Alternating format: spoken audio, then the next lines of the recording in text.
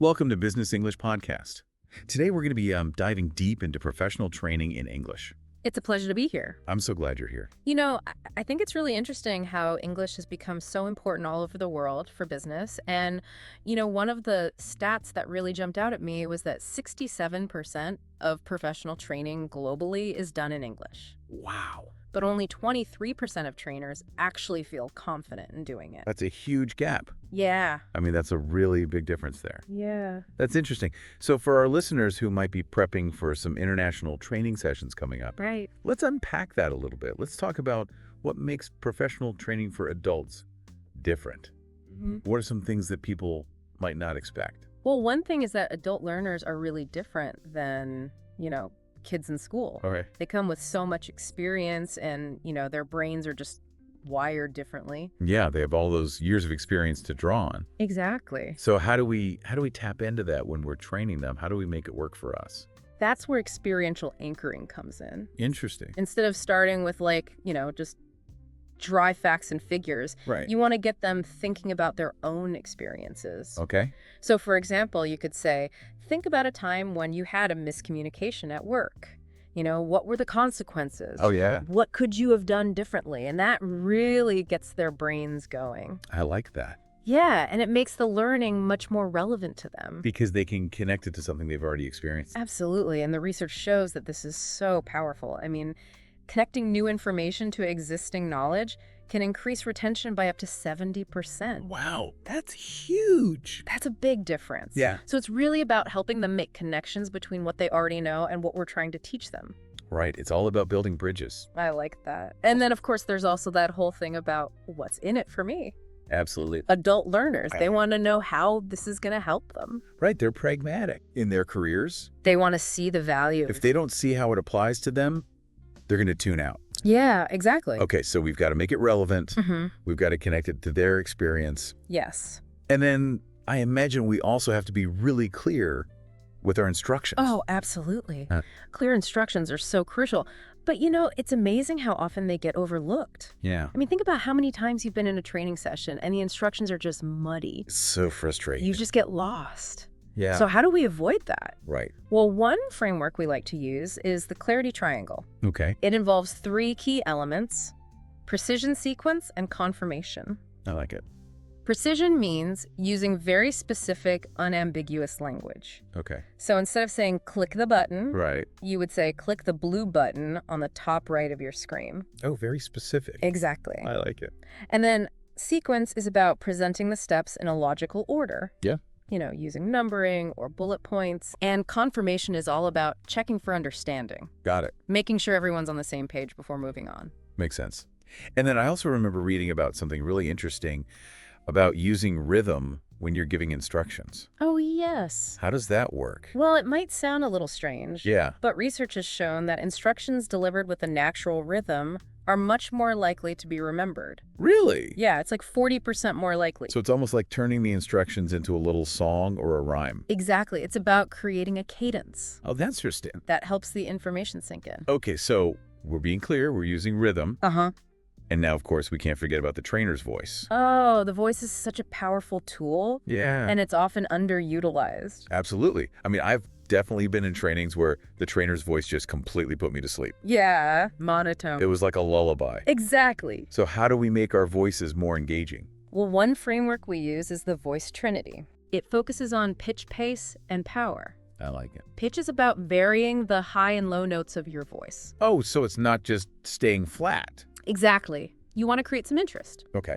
Pace is about adjusting your speaking speed to match the content. Right. Slow down for complex information, speed up for stories and anecdotes. So you're really thinking about matching it to what you're saying. Exactly. And then power is about projecting your voice effectively and using emphasis to highlight key points. So it's like you're a conductor. Yes. You're orchestrating the whole thing with your voice. I love that analogy. And I imagine it also involves matching your voice to the energy of the content. Absolutely. Right. If you're excited about a new feature, your voice should reflect that enthusiasm. Yeah, you want to bring that energy. Exactly. Okay, so we're using our voices strategically. Sure.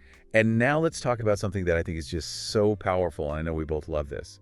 Storytelling. Oh, yeah. Storytelling is magic. It's so powerful because it taps into our human need to connect with narratives. And it makes information so much more memorable. Absolutely. I mean, think about it. We remember stories much better than we remember facts and figures. Absolutely. Mm. So how do we use storytelling effectively in a professional training context? Well, there's a framework we like to use called the Clear Story Framework. Okay. It helps trainers craft stories that are both engaging and relevant to the learning objectives. So it's not just telling any old story. Right, it's got to be strategic. It has to have a purpose. Exactly. Okay, tell me more about CLEAR. So CLEAR stands for Context, Link, Example, Application, and Result. Not like it. First, you set the context by introducing a relatable business scenario. Okay. Then you link that scenario to the specific learning point you want to illustrate. Okay. Next, you provide a concrete example within that scenario. Okay. Then you explain how that example can be applied in other situations. Got it. And finally, you describe the positive result of applying that learning point. So you're really taking them through the whole journey. Exactly. It's a complete story arc. I love it. Could you give us an example? Sure. Let's say you're training a group on effective communication strategies. Okay. Instead of just listing communication principles, you could tell a story about a team that missed a crucial deadline because of a miscommunication. Oh, that's so relatable. Right. Everyone's been there. So you describe the context of a high-pressure project with tight deadlines. Okay. Then you link that to the importance of clear communication. You give an example of how a miscommunication about a key deliverable led to delays and setbacks. Okay. Then you guide them through how to apply clear communication strategies to avoid similar situations. I see. And finally, you describe the positive result of using those strategies. A more cohesive team, improved productivity, and successful project completion. So you can see how it all plays out. Exactly. They get the full picture. I love that example. This is already so much great information. Yeah. I feel like we could keep talking about this for hours. But unfortunately, that's all the time we have for today. Oh, But don't worry, we'll be back soon with part 2, yes, we will. where we'll delve into even more strategies for creating impactful training experiences. Absolutely. We'll talk about techniques for managing different English proficiency levels, integrating technology effectively, and navigating cultural differences. I'm excited for that one. But before we go, we'd love to hear from you. What are your biggest takeaways from this first part of our deep dive? Yeah, tell us what resonated with you. What are you going to try out in your next training session? Share your thoughts in the comments below, and be sure to subscribe, like, and share this episode with anyone who wants to level up their professional English training skills. We'll see you soon for part 2. Welcome back to Business English Podcast. Picking up where we left off in part 1, I'm really curious to hear more about how we can make our training sessions even more engaging.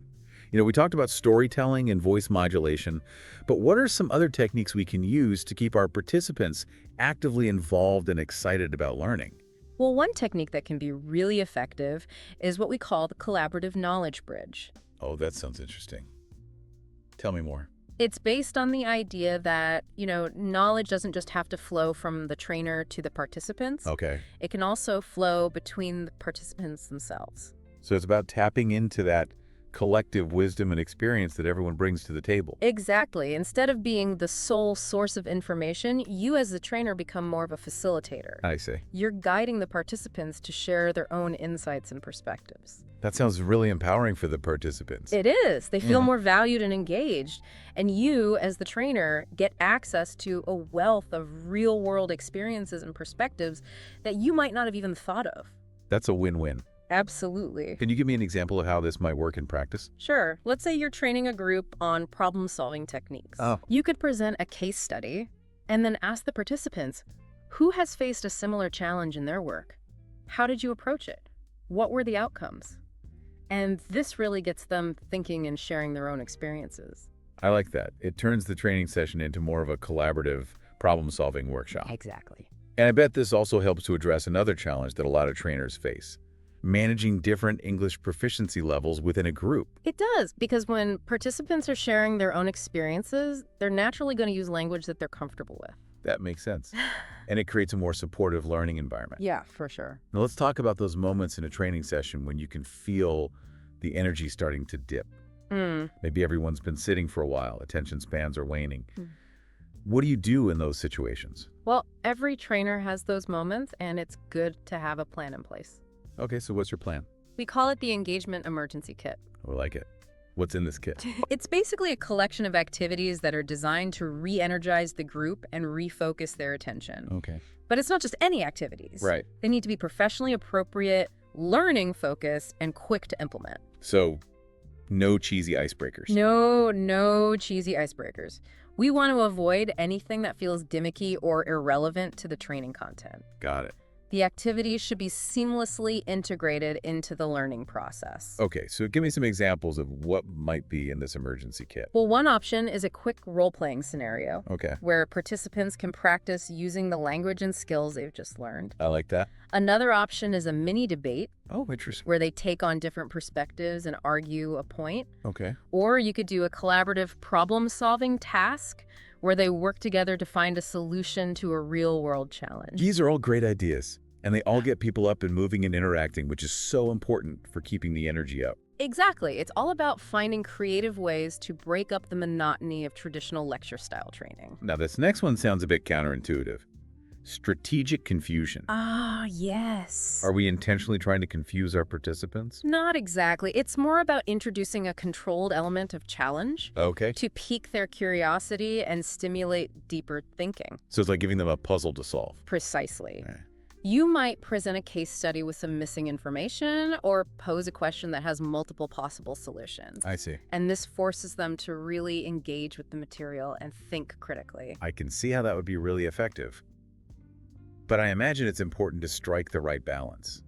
Yes, you don't want to frustrate them or make them feel lost. Right. But when done well, strategic confusion can be a powerful tool for deepening understanding. Okay, now let's shift gears a bit and talk about something that's crucial for any trainer working with international audiences: navigating cultural differences. Yes, cultural intelligence is absolutely essential. It's so important. And it's not just about avoiding faux pas. It's Yeah. about understanding and respecting the diverse perspectives and communication styles of your participants. Absolutely. Ah, So how do we develop this cultural intelligence? Is there a magic formula?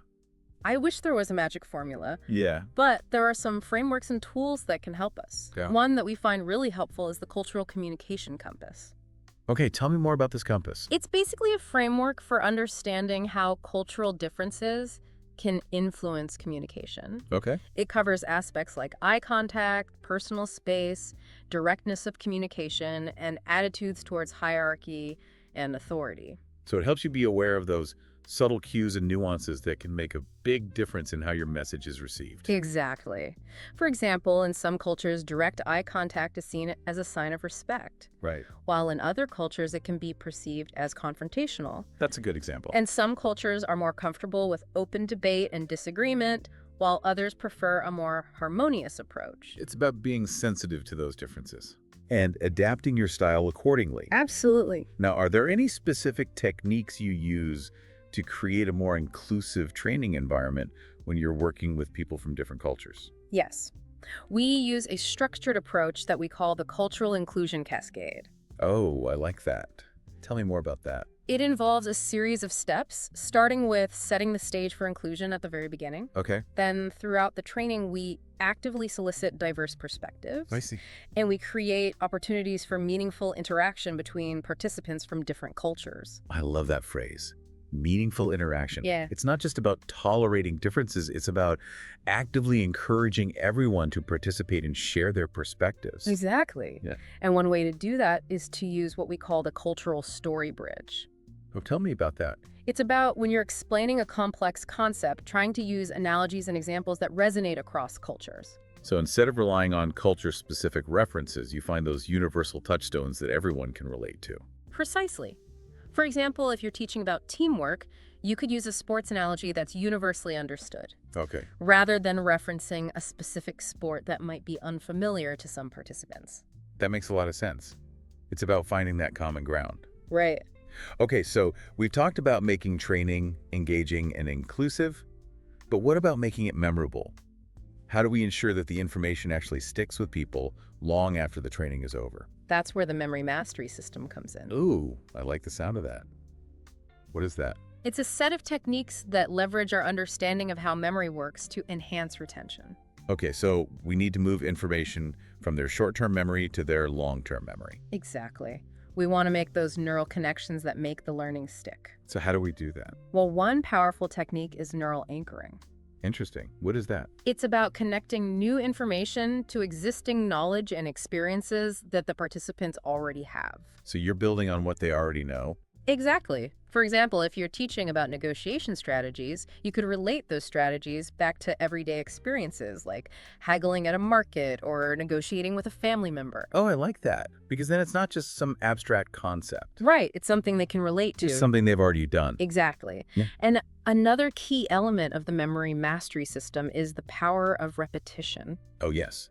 Spaced repetition. Exactly. We call it the spaced repetition revolution. It's all about revisiting information at strategic intervals to reinforce those neural pathways. So you're giving their brains a chance to absorb and process the information more deeply. Exactly. And another technique we use is the language pattern matrix. Okay, what's that? Instead of having participants try to memorize isolated terms, we teach them to recognize and internalize what we call professional language clusters. Professional language clusters. That's interesting. Tell me more. These are groups of related terms that often appear together in professional contexts. For example, instead of just teaching the word negotiate, you teach them the cluster. Negotiate, compromise, agreement, terms. So you're showing them how these words are used together in real-world situations. Exactly. And by recognizing these patterns, they can use the language more fluently and confidently. This is all so fascinating. Yeah. I'm already starting to rethink my entire approach to training. That's what we hope to achieve, to inspire trainers to embrace new approaches and create truly impactful learning experiences. Well, this has been an incredible episode, so far packed with so many valuable insights. I agree. And I can't wait to hear what you have to share in part 3. We'll be back soon with even more advanced techniques for delivering truly impactful and engaging training sessions. I'm looking forward to it. But before we go, we want to hear from you. What are your biggest takeaways from this deep dive so far? What strategies are you most excited to try out in your own training? Share your thoughts in the comments below and be sure to like and subscribe for more deep dives into the world of professional English training. Welcome back to Business English Podcast. It's our final part in this deep dive into professional training in English. And today we're going to be talking about probably the most important aspect of all, making sure the training actually sticks. Yeah. You know, it's not enough for participants to just understand the material during the session. Right. We want them to be able to take what they've learned and actually apply it in their real-world work environments. Exactly. We want to see that transfer of learning. So how do we make that happen? How do we Yeah. bridge that gap between the training room and the real world? Well, one effective strategy is what we call the Application Bridge Protocol. Oh, I like that. Tell me more. It's a framework for designing training that's not just informative, but also highly applicable. Okay, so it's about making sure the training is relevant to their actual jobs. Exactly.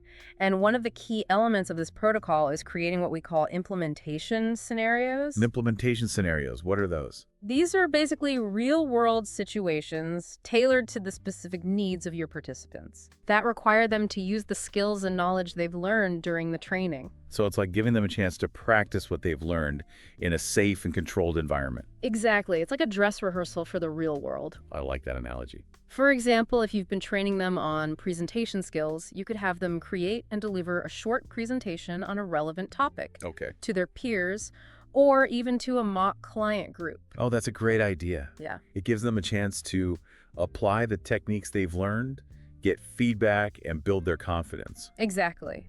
And it also helps you identify any areas where they might need additional support or practice. Now, what about when they're back in their workplace trying to implement what they've learned, but they hit a roadblock? You know, maybe they've forgotten a key concept or they're not sure how to adapt a technique to a specific situation. Right. Well, that's where the echo effect comes into play. The echo effect. Tell me more.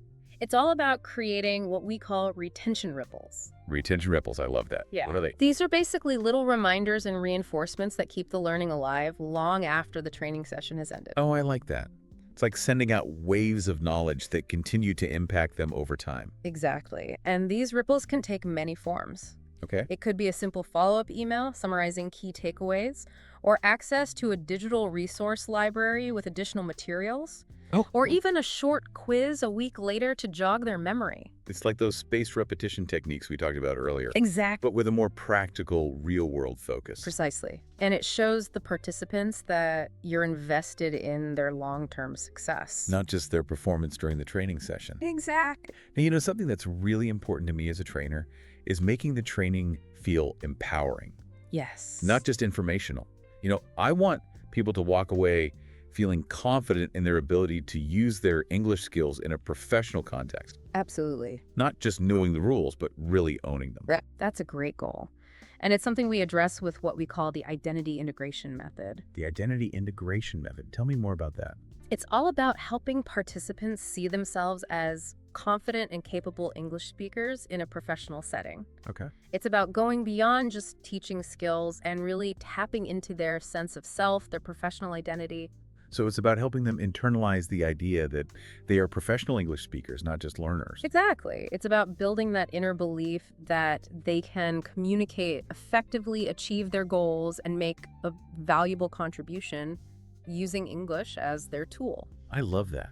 Because when you believe in yourself, it changes everything. It really does. And it's Yeah. something that we as trainers can cultivate in our participants Yeah. through positive reinforcement, encouraging self-reflection, and creating opportunities for them to experience success. Wow, this has been such an incredible deep dive. It has. We've covered so much ground, from understanding how adults learn, to creating memorable experiences, to ensuring long-term impact. It's been a pleasure sharing these insights. But before we wrap up, I'd love to hear your final thoughts. What are your biggest takeaways from this series? Yeah, what are you going to implement in your next training? What strategies are you most excited about? Share your thoughts in the comments below, and be sure to subscribe and like this episode so you don't miss out on any future deep dives into the world of professional English training. And thank you so much for joining us on this incredible journey into the world of professional English training. It's been a pleasure. We hope you found it valuable. We'll see you next time.